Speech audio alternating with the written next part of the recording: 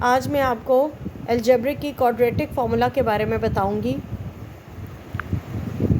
यहाँ पर मैंने क्वाड्रेटिक इक्वेशंस का एक चार्ट बनाया हुआ है जिसमें पहला फॉर्म है, दूसरा फार्मूला है और तीसरी उसकी एग्जांपल है।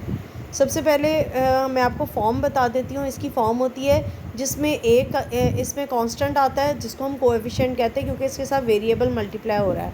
ठीक है, ax² plus bx plus c। अब इसमें देखिए c इज़ अ कांस्टेंट और b is also coefficient, x and x² are variables. तो ये दो वेरिएबल्स हैं और इनकी वैल्यू जो है वो 0 के इक्वल है। इसको हम स्टैंडर्ड फॉर्म कहते हैं और इसकी एक एग्जांपल है जिसमें a की वैल्यू हमने 1 ले ली। ठीक है, x² माइनस 5x 5b की जगह हमने 5 लिख लिया प्लस c की जगह हमने 6 लिख लिया इक्वल टू 0। अब आगे हम सोल्यूशन इसका देख लेते हैं।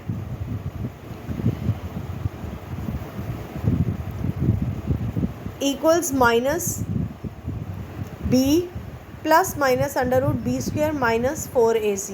ये इसका एक बेसिक सोल्यूशन है और ये इस तरीके से है कि आपने सबसे पहले c को आपने उधर लेकर जाना है। तो c जब उधर जाएगा तो ये माइनस c हो जाएगा।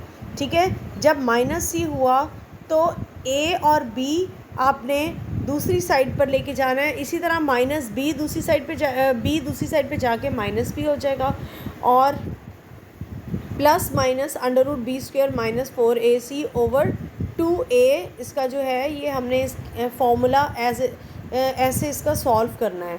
उसके बाद इसी तरह मैं इसकी एग्जांपल आपको बताऊंगी।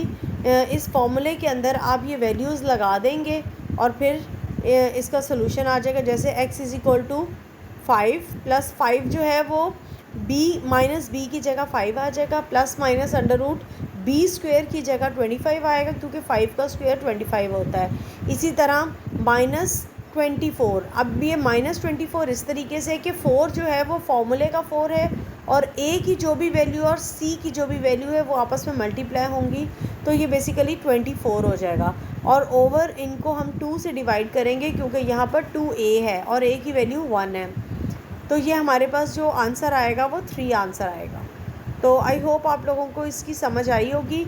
एक दफ़ा फिर मैं रिपीट कर देती हूँ कि ये जो सोल्यूशन के अंदर हमने लिखा है x is equal to minus b plus minus √b² minus 4ac over 2a। ये एक फॉर्मूला है जो आपने सॉल्व किया है ये ऊपर वाली फॉर्म को। और फॉर्म आपकी क्या है, ax² plus bx plus c equal to 0। ये जब वैल्यूज़ दूसरी साइड पर जाएंगी तो ये उधर जाके माइनस हो जाएंगी और फिर इनका स्क्वायर बनाने के लिए क्योंकि x² की वैल्यू हमने निकालनी होती है तो हम दोनों तरफ अंडर रूट लेंगे। तो अंडर रूट या स्क्वायर रूट हम लेंगे तो ये सिंपल x की वैल्यू ये सारी फार्मूला बन जाएगा। इसी तरह ये क्वाड्रेटिक फार्मूला में हमने इक्वेशन लगा के सॉल्व किया है। आई होप ये आप लोगों को समझ आई होगी। मेरी और वीडियोस देखने के लिए मेरे चैनल को सब्सक्राइब करें और लाइक करें और आगे ज़रूर शेयर करें। Thank you so much for watching.